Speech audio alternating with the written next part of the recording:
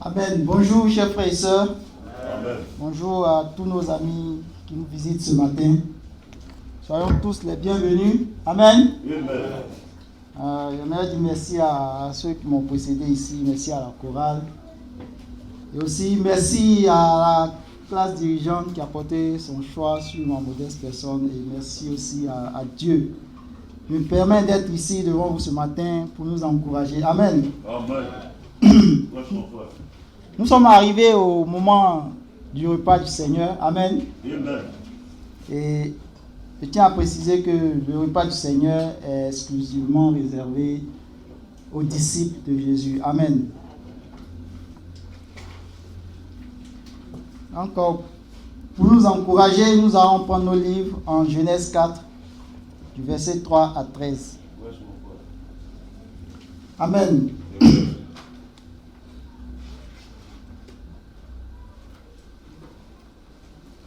Genèse 4, verset 3 à 13.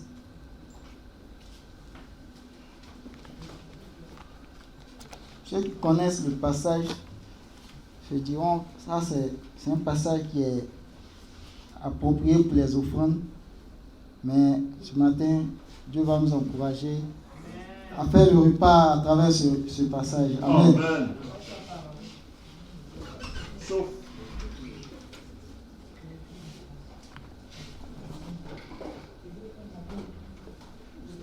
Amen, je lis la parole.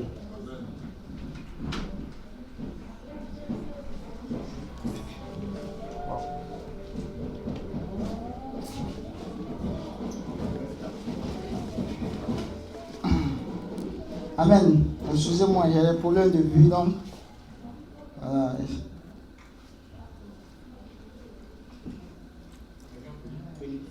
Bon, j'arrive. Au bout de quelques temps, Caïn fit à l'Éternel une offrande, des fruits de la terre, et Abel, de son côté, en fit une des premiers nés de son troupeau et de leur graisse. L'Éternel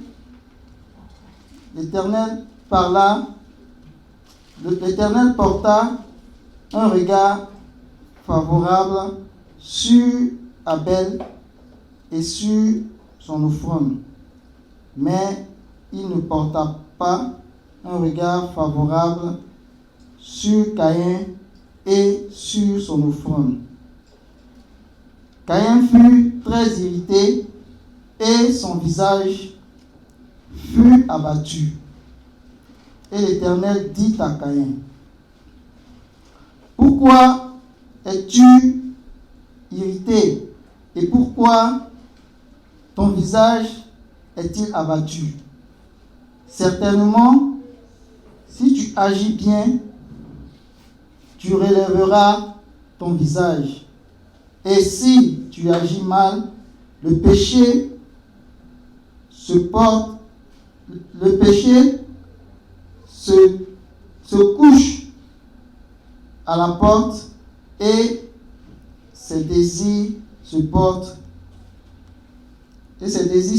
vers toi.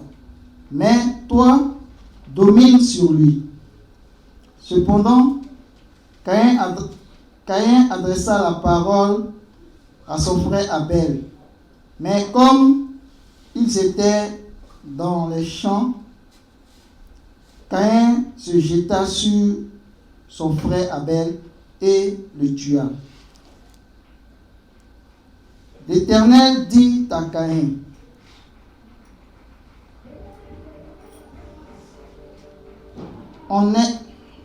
L'Éternel dit à Caïn: où est ton frère Abel? Il répondit: je ne sais pas. Suis-je le gardien de mon frère? Et Dieu dit: qu'as-tu fait? La voix du sang de ton frère crie de la terre jusqu'à moi. Maintenant, Maintenant tu seras maudit de la terre si tu seras maudit de la terre qui a ouvert sa bouche pour recevoir de ta main le sang de ton frère. Quand tu cultiveras le sol, il ne te donnera plus sa richesse. Tu seras errant, vagabond sur la terre. Caïn dit à l'Éternel, mon châtiment est trop grand pour être supporté. Amen, frères et sœurs. Excusez-moi pour la lecture un peu saccagée. Je sais que c'est pas facile. Moi, j'ai des colis que je mets dans les yeux, donc souvent ça tourne ma vision. Donc, excusez-moi, frères et sœurs.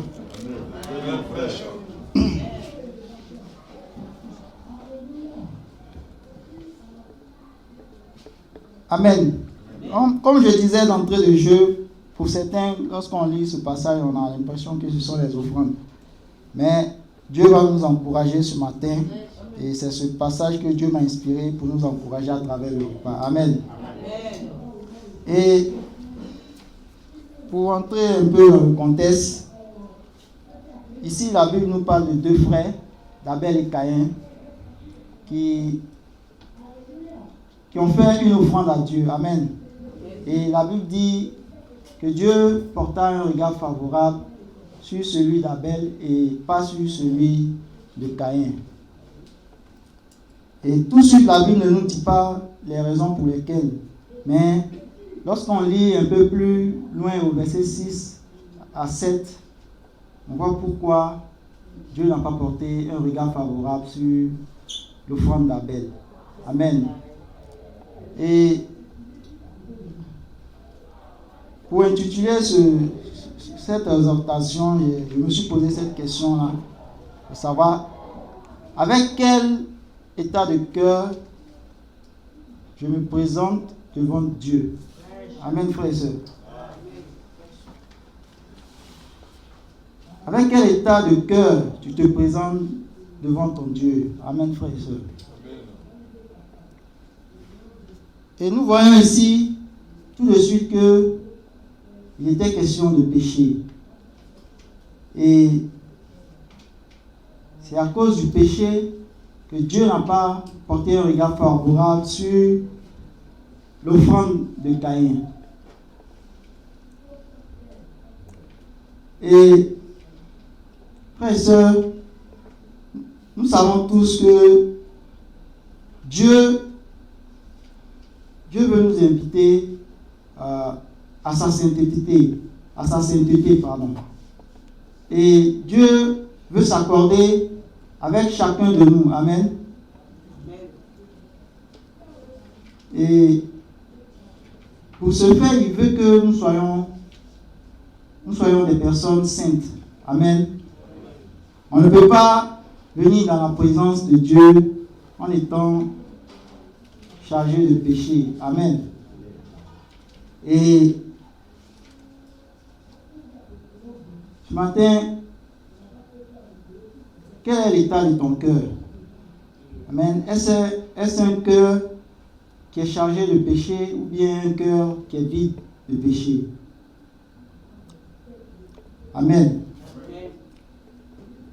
Et nous voyons que Dieu, chaque fois que, en tant qu'être humain, nous commettons le mal ou bien le péché, son rôle de Père, qui est rempli de compassion, c'est de nous rappeler à l'ordre. Amen. Même d'abord dans le jardin, avec les parents d'Abel et Caïn, son rôle, c'était toujours de prévenir. Donc, on voit ici que Dieu a essayé de ramener Caïn à la raison pour lui dire, mais écoute, si tu relèves ton visage et si tu agis bien, tu reprendras le dessus. Amen, frères et sœurs. Donc, pour dire que Dieu, chaque fois, il veut qu'en tant qu'être humain, on soit en train de nous renouveler en quelque sorte, de nous sanctifier. Et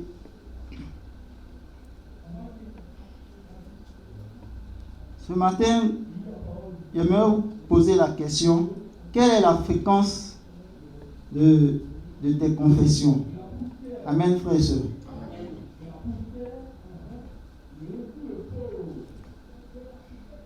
Est-ce que nous sommes devenus des personnes trop saintes, c'est-à-dire des anges qui ne commettent pas le péché, au point où on n'a plus besoin de sanctification? Combien de fois tu confesses tes péchés? Et moi, pour ma part, certainement, je sais que ce n'est plus courant, la confession, dans ma vie. Et je confesse généralement lorsque une occasion se présente à moi. Mais je n'ai plus, comment on dit ça, ce désir brûlant là, ardent de tout de suite me repentir lorsque je commets une faute. Or, la Bible dit de rechercher la sanctification. Amen. Et donc ce matin, frères et sœurs, quelle est la fréquence de notre confession? Est-ce de façon mensuelle ou est-ce de façon annuelle ou c'est au quotidien? Parce que Dieu veut que nous soyons en train de nous sanctifier au quotidien, tous les jours. Amen. Parce que notre Dieu, c'est un Dieu saint. Amen. Donc Dieu veut que nous soyons en train de nous sanctifier. Et la Bible dit, celui qui dit n'avoir pas péché est un menteur. Amen. Donc, avec quel état de cœur nous venons, nous présentons devant Dieu? Et ce matin, j'aimerais encourager chacun de nous à retourner, à rechercher la confession, à rechercher la sanctification. Amen. Parce que la Bible nous dit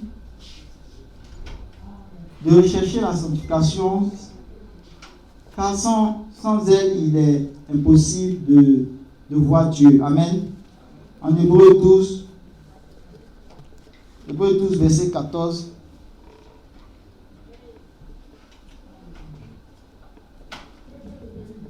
La Bible nous dit de rechercher la sanctification sans laquelle il est impossible de voir Dieu. Amen, frères et sœurs. Donc, nous comprenons tout de suite que sans la sanctification, il nous est impossible de plaire à Dieu. Amen, frères et sœurs. Donc, nous devons rechercher la sanctification tous les jours. Parce que chaque jour que Dieu fait, nous commettons des erreurs, nous commettons des fautes. Donc, nous devons rechercher la sanctification. Amen, frères et sœurs.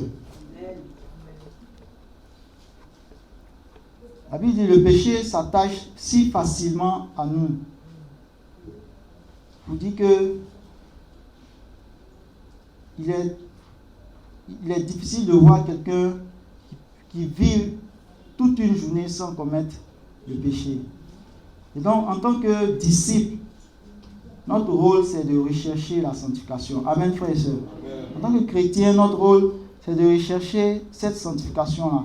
Et c'est en étant sanctifiés que nous pouvons nous présenter avec un cœur, comment on dit ça, vide de péché devant Dieu. Amen. Parce que nous-mêmes, nous ne pouvons pas nous sanctifier. Amen. La Bible dit que c'est par le sang de Christ que nous avons été lavés de nos péchés.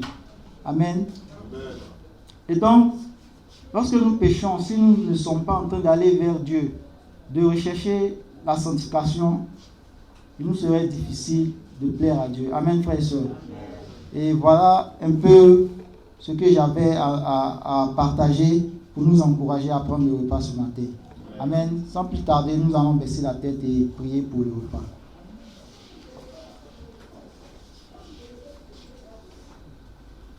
Père, Seigneur, Dieu Tout-Puissant, ce matin, nous te disons infiniment merci.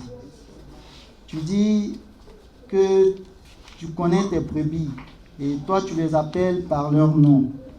Père, et même lorsqu'il y a un qui manque, toi, tu vas à sa recherche, Seigneur. Ton but, Seigneur, ce n'est pas, Père, de nous perdre. Mais Père, ton but, c'est de nous rassembler, Seigneur, pour que nous puissions voir ta gloire au dernier jour. Ce matin, nous te disons infiniment merci. Merci pour la grâce que tu nous fais de venir devant toi, de pouvoir nous sanctifier, de nous purifier à travers, Seigneur, le sacrifice de ton Fils, Seigneur, lui qui a versé son sang à la croix. Père, ce matin, je prie, Papa, que tu nous laves de toute souillure, Père, de tout péché, afin que nous soyons dignes, Seigneur, d'être à ta table. Merci, Papa, pour ce repas. Bénis-le. C'est dans le nom puissant de Jésus que j'ai prié. Amen. Amen.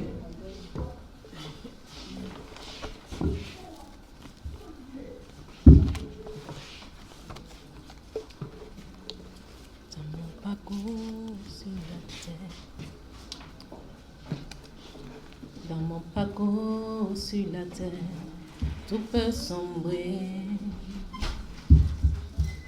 Dans ma marche pour le ciel, tout peut sombrer. Si la peur met des dos sur ma route, je chanterai, tu es fidèle. Emmanuel, Emmanuel, Emmanuel, Emmanuel. Je chanterai ta fidélité, Emmanuel. Je chanterai ta fidélité, Emmanuel. Emmanuel, Emmanuel, Emmanuel, Emmanuel. Laisse-moi te dire que je t'aime. Laisse-moi te dire que je t'aime. Laisse-moi demeurer toujours avec toi. Puis te dire, je suis amoureuse. Laisse-moi demeurer toujours avec toi. Puis te dire, où irai-je loin de toi? Laisse-moi demeurer toujours avec toi. Puis te dire, que ferais-je sans toi? Que souffle le vent sur ma route, s'élèvent les tempêtes sur ma route. Tu es fidèle, je sais que tu es fidèle. Emmanuel, Emmanuel, Emmanuel, Emmanuel. Okoti kagaite, na yobiokoso la nangai. Okuga kangaite, jogo sala nangai. Tingagai na umela, na bosali sinayo. Be motema eloma, kainga e kagayo. Tingagai na umela, na bosali sinayo. Oh oh, e bote balanga eloga, kainga e kagayo. tu es fidèle, je sais que tu es fidèle. Emmanuel, Emmanuel, Emmanuel, Emmanuel, Emmanuel, Emmanuel. Laisse-moi te dire que je t'aime. Laisse-moi te dire que je t'aime. Laisse-moi demeurer toujours avec toi. Puis te dire où irai-je loin de toi. Laisse-moi demeurer toujours avec toi. Puis te dire que ferais-je sans toi.